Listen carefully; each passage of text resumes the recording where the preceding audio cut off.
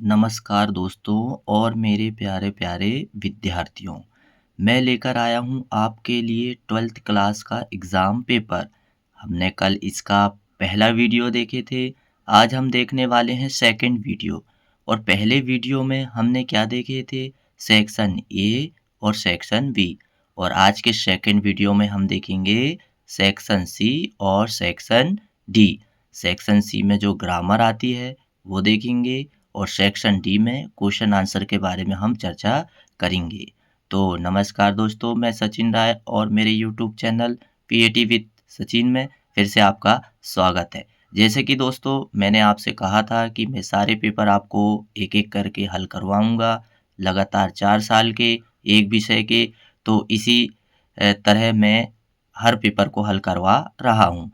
जैसे प्रातः 6 बजे मैंने 10th क्लास का वीडियो अपलोड किया हूँ। यदि 10th क्लास के हमारे कोई संबंधित भाई बहन या जो भी हो, हम उसको ये वीडियो 10th क्लास का शेयर कर सकते हैं। और अभी का हमारा ये वीडियो 12th क्लास का है और पार्ट है 2। पार्ट 1 मैंने कल अपलोड कर दिया हूँ, तो आप उस वीडियो को ज़रूर देखें। तो चलिए दोस्तों, बिना टाइम किए हुए हम वीडियो को स्टार्ट करते हैं और समझेंगे सेक्शन सी। तो लीजिए, हम देखने वाले हैं सेक्शन सी। और सेक्शन सी में हमें एनी 5 करना है। Fill in the blanks, choose the correct option. तो यहाँ पर हमें 5 करना है, दिए 6 हैं। तो पहला हमें क्या दिया है कि we keep our bread in the fridge blank, it don't go bad. यानी इसका अर्थ क्या होता है कि हम अपनी ब्रेड फ्रिज में रखते हैं, ब्लैंक, वह खराब ना हो। तो यहाँ पर हमें ये अर्थ निकालना है ताकि जो अर्थ है वो कौन से शब्द से निकलता है। आफ्टर से निकलता है, सो दैट से निकलता है, सिंस से निकलता है या अदर वर्ड्स से। तो यहाँ पर सो दैट का उपयोग करेंगे क्योंकि यहाँ पर सेंटेंस में सो दैट ठीक से मैच कर रहा है। वो कैसे, देखिए, we keep our bread in the fridge so that is don't go bad. यानी कि यदि हम अपनी ब्रेड फ्रिज में रखते हैं ताकि वह खराब ना हो। तो ये था हमारा पहला फिल एंड ब्लैंक। अब दूसरा देखेंगे क्या पूछा है कि how how blank milk do you buy daily. इसमें क्या पूछा है कि तुम रोज कितना दूध पीते हो। तो दूध के लिए जो है मच का उपयोग होता है। मच का हिंदी मीनिंग क्या होता है? कितना। तो how much milk do you buy daily, तो आप कितना दूध पीते हो। फिर थर्ड में क्या दिया था? Indian youth is full blank hope for the bright future of the country. अब इसका मीनिंग क्या होता है? पहले देखो, हम हिंदी में मीनिंग समझने से क्या है, ये हमारा जो है प्रश्न आसान हो जाता है समझने में और सॉल्व करने में। इसलिए हम हिंदी अर्थ उसका समझना हमें बहुत ज़रूरी है। अब यहाँ पर दिया क्या है? भारतीय युवा देश के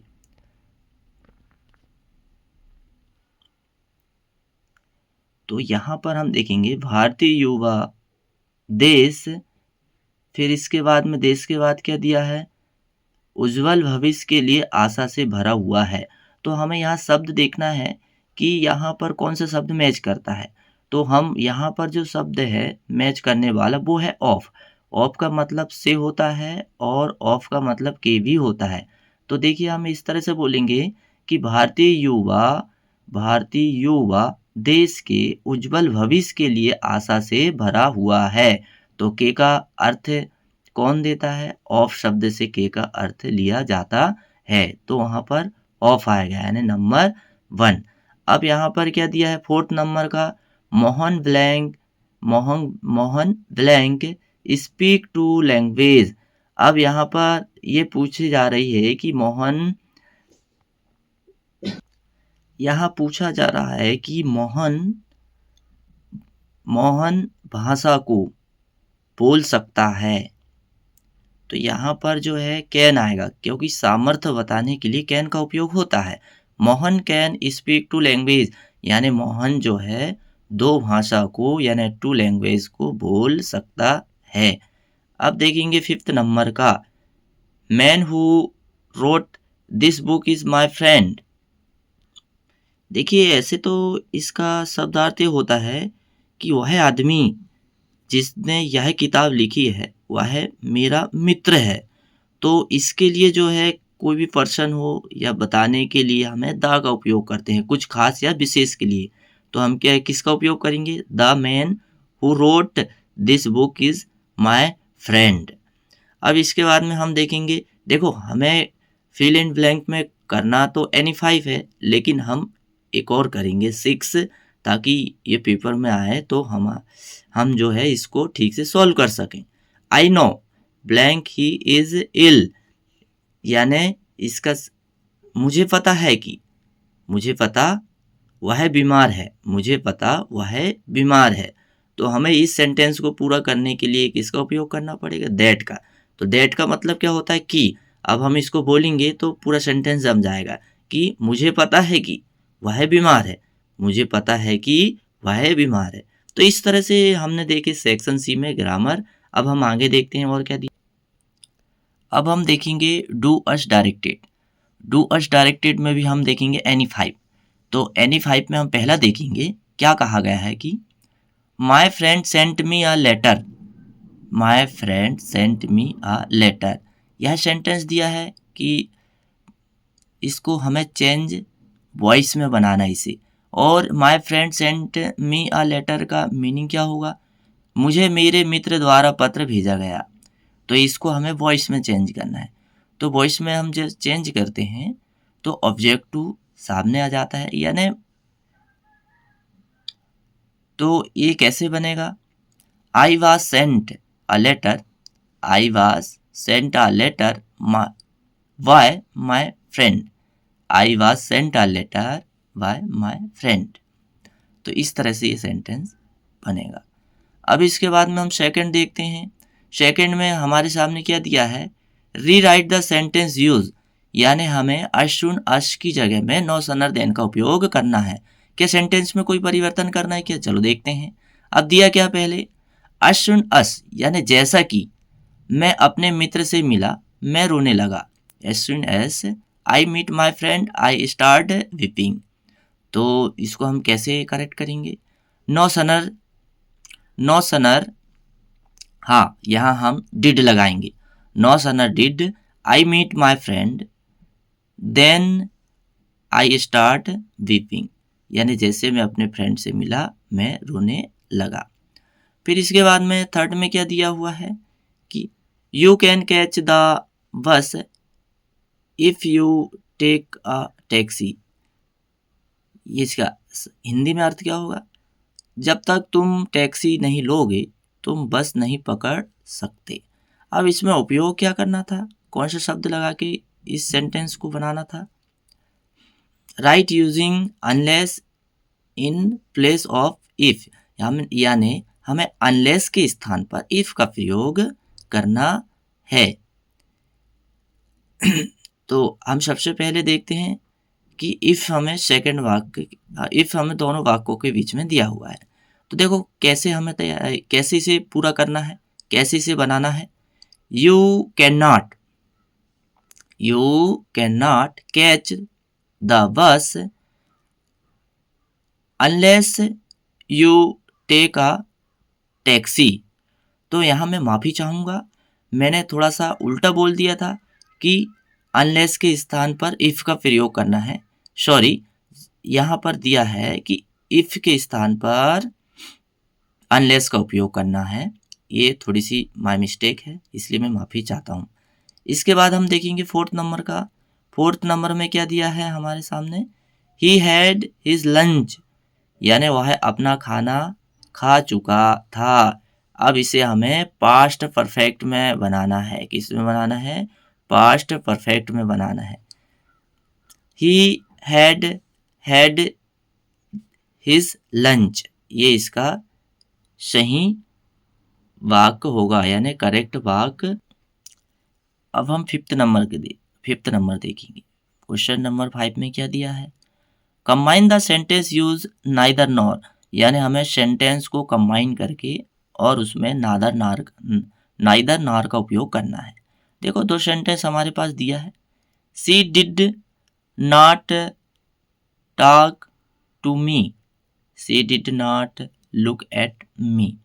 अब इसका अर्थ क्या होगा? उसने ना तो मुझसे बात की और ना ही मेरी ओर देखा। तो सबसे पहले हमें जो है पहले वाक्य में सी डिड नॉट की जगह हमें नाइदर लगाना है। इसका अर्थ भी यही होता है। सी नाइदर टॉक्ड टू मी, फिर इसके जगह में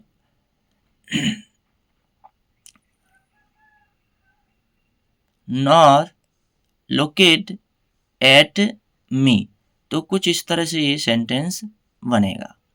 अब हमें यहाँ पर नेक्स्ट सेंटेंस जो दिया है हमारा 6 नंबर का, और उसमें क्या पूछा है कि rearrange the words and make a sentence. यानी हमारे पास जो यहाँ पर सेंटेंस दिया है उसको अरेंज करना है। और अरेंज कैसे करना है? यहाँ पर सहायक क्रिया, main verb, object to subject कैसे यहाँ पर ये स्थान में जमाएंगे वो हम यहाँ पर देखेंगे। तो ये देखिए हमारे पास क्या क्या दिया शब्द, यू दिया है, हैव, हाउ मच, एक्सपीरियंस और ये दिया है गॉट। तो हम इसे कैसे जमाएंगे? How much experience have you got, तुम्हारे पास कितना अनुभव है। यानी ये प्रश्नवाचक हमारे ये क्वेश्चन मार्क वाला जो है ये सेंटेंस है, ये कुछ इस तरह से बनेगा। अब इसके बाद में हमारे पास में 6 नंबर का दिया है, the tea is so that the tea is so hot that I can not drink it. यानी यहाँ पर हमें जो है सो दैट का उपयोग करके इसको बनाना है। तो चूंकि आपको बहुत अच्छे से पता है कि दैट के स्थान पर टू का उपयोग करते हैं और इसके बाद में सो के स्थान पर टू का उपयोग करते हैं और दैट के स्थान पर छोटा वाला टू का उपयोग करते हैं।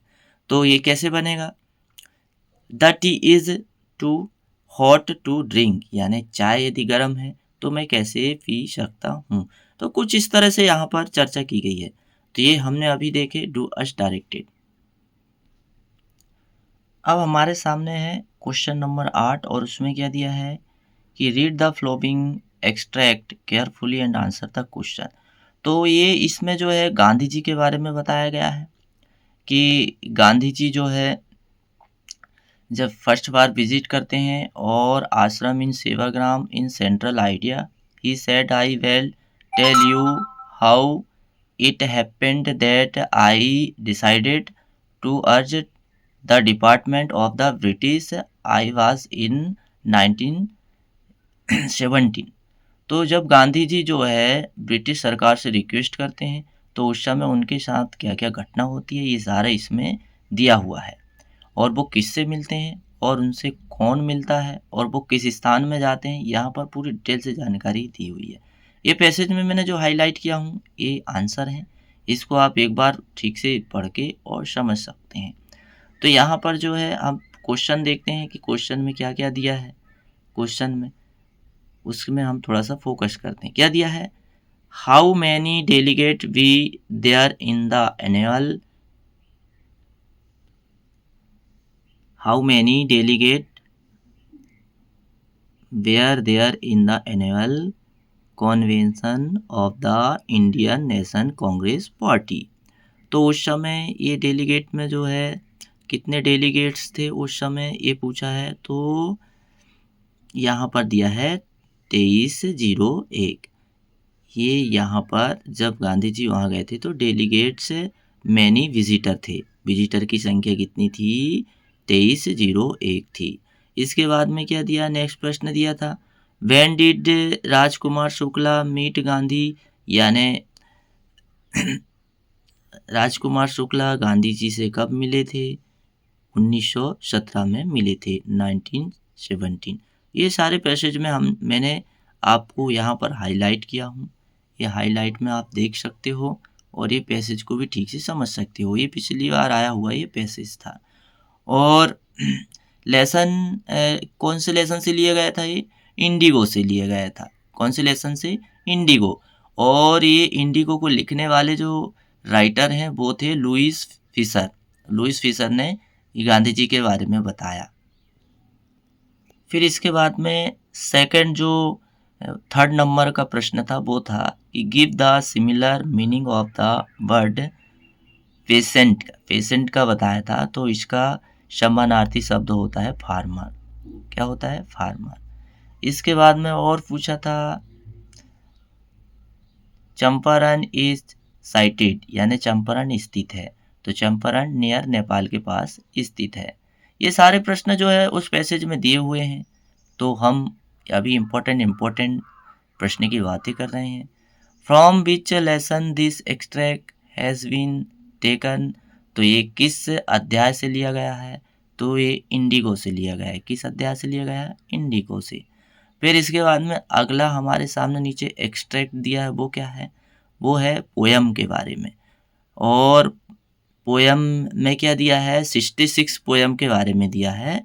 और यह 66 पोयम जो है कमला दास के द्वारा लिखी गई थी। किसके द्वारा लिखी गई थी? कमला दास। और ये थीम क्या थी इसकी? माँ की बढ़ती उम्र और बेटी की चिंता के ऊपर इसकी थीम थी। तो अभी हम देख लेते हैं कि पोयम ये पोयम जो दी हुई है कि driving from my parents home to Cochin last Friday morning I saw my mother west me does open mouth her face skin like that of a corpus and realized with pain that she was old as she looked at Watson put that thought away। तो ये कमला दास जो कवित्री रहती है वो अपनी माँ को देख के उनके दिमाग में सारी चिंता होती है। तो हम देखेंगे पोयम में क्या, पोयम का नाम क्या है? माय मदर 66 और पोइट है कमला दास और बुक कौन सी है? फ्लेमिंगो। तो यहाँ से पोयम कलेक्ट की गई है। अब हम इसके प्रश्न देखेंगे। तो प्रश्न क्या है? क्वेश्चन कि द पोइटिस्ट इज कमिंग फ्रॉम, यानी कवित्री अपने माता पिता के घर जा रही थी। यानी कवित्री कहाँ जा रही थी? अपने माता पिता के घर जा रही थी। फिर इसके बाद में नेक्स्ट क्वेश्चन क्या दिया है? द वर्ड कॉर्पस मीन्स, यानी इसका शब्द का अर्थ क्या होता है? शव या मृत शरीर की तरह शरीर से तुलना की गई। इसके बाद देखते हैं हम नेम द पोइट, यानी कि जो लिखने वाली पोइट है वो कौन है? कमला दास है। अब इसके बाद में बाकी की जानकारी हम अगले वीडियो में देखेंगे। तो दोस्तों ये मेरा 12th क्लास का ये सेकंड वीडियो कैसा लगा आप मुझे कमेंट लाइक शेयर ज़रूर करिएगा और बताइएगा कि और मुझे इसमें आपको क्या जानकारी देना है। तो मेरे वीडियो को देखने के लिए बहुत बहुत धन्यवाद सभी को।